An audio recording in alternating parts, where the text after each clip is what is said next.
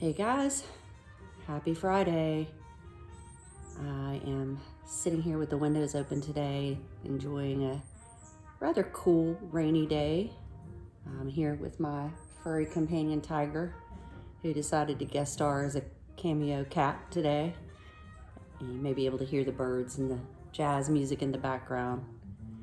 So we're just kind of chilling out, and I was thinking a little bit about what I wanted to share today. Some days you have a little bit of writer's block, and then some days thoughts just come to you.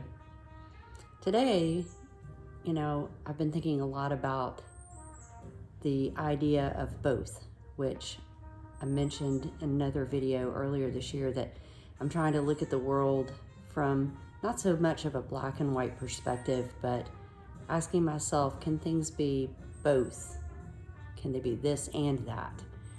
And this week was a good week for me to put into practice some of that, challenge myself to consider that maybe there wasn't a right or a wrong in the situation, that there wasn't one person who was right or one person that was wrong in a relationship, that maybe, both situations or both persons' feelings were equally valid. And that has helped me express some compassion into situations, as well as have some peace with situations that I think I wouldn't normally have had. I've had a lot of awarenesses in the last year. Someone I was listening to in a podcast last night that JP Spears does every week, his guest talked about how even though 2020 was really chaotic and crazy, what it did was force us into a place where we had to turn inside and look at ourselves and evaluate things at a much deeper level. And I hope you did that too. I certainly did. And I think I've become a good bit wiser about myself as a result. Like I said, there's a lot of awarenesses that I've had in the last year, and I'm continuing to have. And as I came into this year, I felt strangely very peaceful. And that was so unsettling, as crazy as that sounds, because normally, I don't feel very peaceful. I don't have a moment where I'm not worrying about something or fretting over something that happened or what's going to go on in the future. So yeah, kind of unusual to just not be overly reactive or not be, butterflies and knots in the stomach. Which is not to say those moments haven't arisen. I mean, some of those came up this week, but it's brief and fleeting. I can usually breathe through those situations now and see all the different perspectives more clearly. Initially, when I realized how peaceful I was, and that when things were going on around me that I would have normally been upset about, I was more calm, I got concerned that maybe I was closing off, or that I was being apathetic, or that, I was just burying feelings that I was having so that I could just cope with it. But no, I just realized that what I've developed is an inner sense of peace about my life right now. And I'm accepting things that beforehand I wouldn't have accepted, and letting go of control over things that I wouldn't have let go control over before.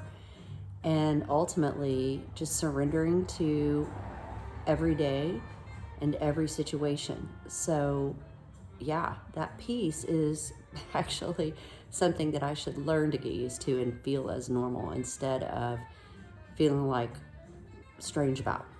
So there's that. And I guess my awarenesses are bringing me to a place now where I'm looking at ego a lot more. It's something that, the ego is the thing that tells us that we have to want and need certain things in order to be happy. And if we don't get our way, if we don't get what we want, if we're dissatisfied with a situation, if we're not happy because someone did something that we took offense to or hurt our feelings, ego can really tell us, wow, you should feel upset about this. You should feel angry and hurt. But the ego is wrong. You know, the ego is trying to keep you in a place of pain and not healing. So I'm trying to take my days now and the situations that come up in my days and ask myself, with every situation and interaction, where am I coming from in this moment? Am I coming from a place of love? Or am I coming from my ego and fear? And that is a great way of resolving conflict inside of you.